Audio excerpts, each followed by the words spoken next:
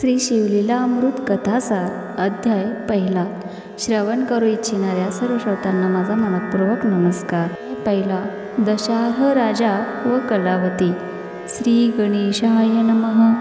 शिवस्तुती. शिवशंकरा, तू सर्वांचा आद्य आहेस, विश्वाचे आदी बीज आहेस. उत्पत्ती, स्थिती आणि लय ही तुझीच शाश्वत लीला आहे. तू जीवांना गहन कर्मबंधनातून सोडवतोस. मनाला मोहित करणाऱ्या मदनाचे दमन करणाऱ्या शंकरा, तुझा जय जयकार असो. वा, तू भक्तवत्सल व भक्ताभिमानी आहेस. जगाच्या कल्याणासाठी हलाहल प्राशन केल्यामुळे तुझा कंठ नीलवर्ण झाला आहे. हे उमापती, तुझ्या मस्तकावरील जटांमध्ये स्वर्गलोकीची मंदाकिनी विराजमान आहे. तुझी अंगकांती कापरासारखी गौरवर्ण आहे. तुझ्या विशाल भालप्रदेशावर मृगचिन्ह धारण करणारा चंद्र फारच शोभून दिसतो. तो देवांचा सेनापती कार्तिकेयाचा पिता आहेस. नागांचे रक्षण करणारा असा तू गणपतीचा जनक नागनाथ हे नाम धारण करून ज्योतिर्लिंग स्वरूपात राहतोस. पराक्रमाचा सूर्य ही तुझी पदवी त्रिपुरासुराचा वध करून तू सार्थ केलीस.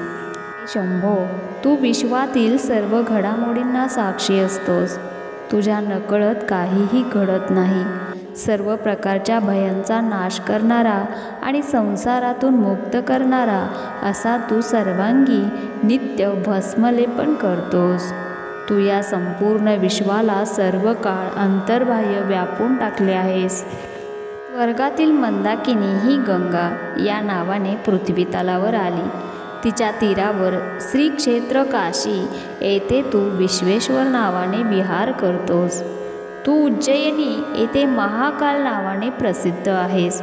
तू सौराष्ट्र देशात सोमनाथ या नावाने अधिष्ठित आहेस.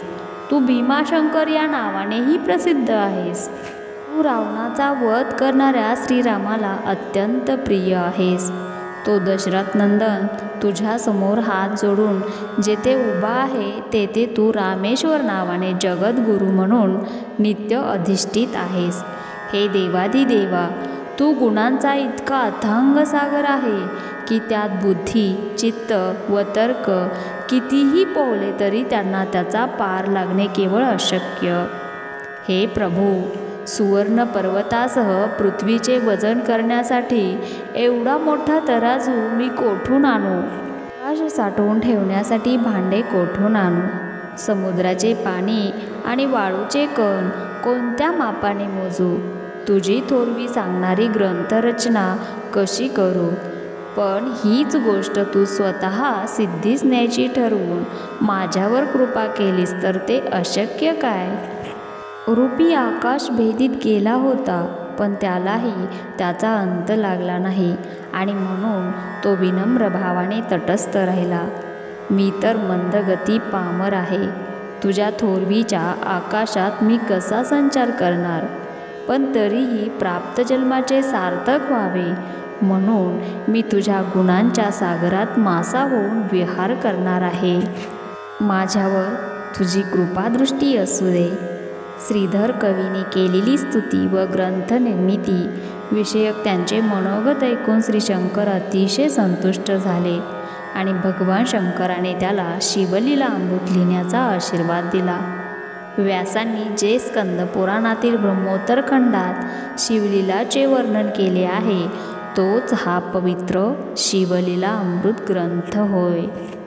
प्राचीन काळी नैमिषारण्यात सर्व ऋषीगण जमले असता शौनकादिकी ऋषींनी महामुनी सूत यांना शिवचरित्र सांगण्याची विनंती केली. तेव्हा सूत मुनींनी ओम नमः शिवाय या षडाक्षरी शिवमंत्राचा महिमा सांगितला आणि हा सर्वश्रेष्ठ मंत्र असल्याचे सांगितले. नमः शिवाय हा 5 अक्षरी मंत्रही तितकाच प्रभावी व फलदायी असल्याचेही सांगितले.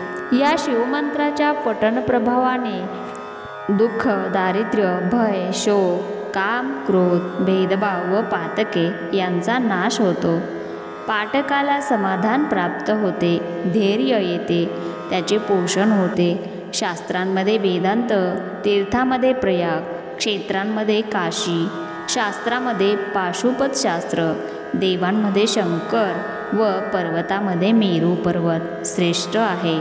तसा मंत्रामध्ये शिवपंचाक्षरी मंत्र श्रेष्ठ आहे. दिवसा रात्री जागेपणी स्वप्नामध्ये निद्रा होत असताना, जाता येता बोलता कार्य करताना या मंत्राचा कोणीही कुठेही कधीही जप करावा.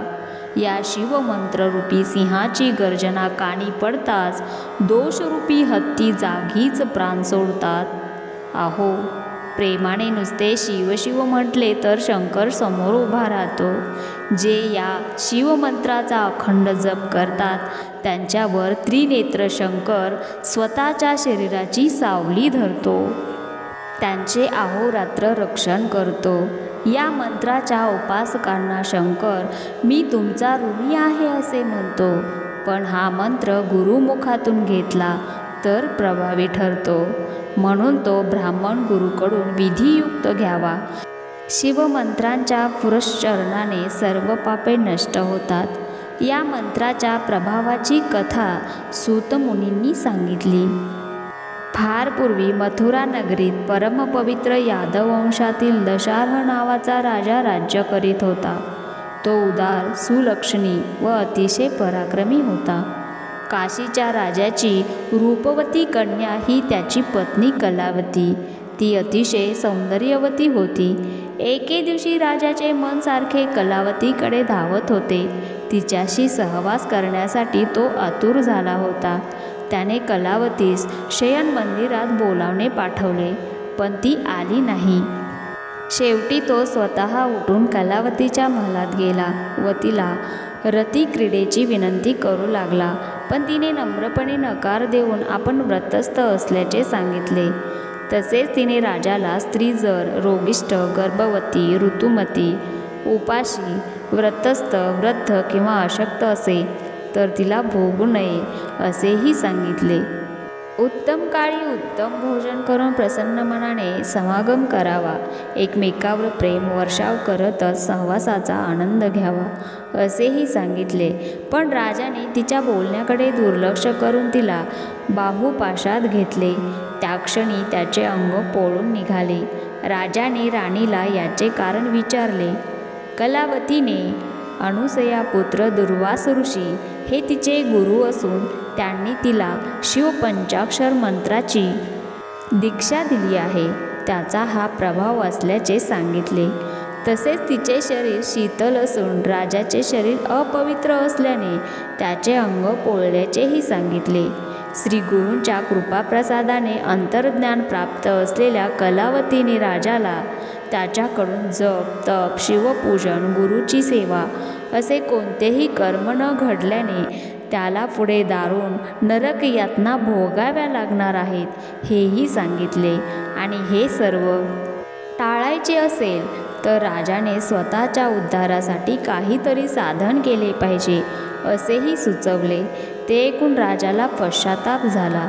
राजाने कलावती राणीला शिवपंचाक्षर मंत्राची दीक्षा देण्याची विनंती केली. पण कलावतीने त्याला दीक्षा देण्याचा तिला अधिकार नसल्याचे सांगत यदुकुळाचे मुख्य गुरु गर्गमुनी यांना शरण जाऊन या मंत्राची दीक्षा घेण्याविषयी सुचवले. राजाला ते पटले आणि तो राणीसह गर्गमुनीच्या आश्रमात गेला. त्याने गर्गमुनींना वंदन करून नम्रपणे मंत्राची दीक्षा देण्याविषयी प्रार्थना केली.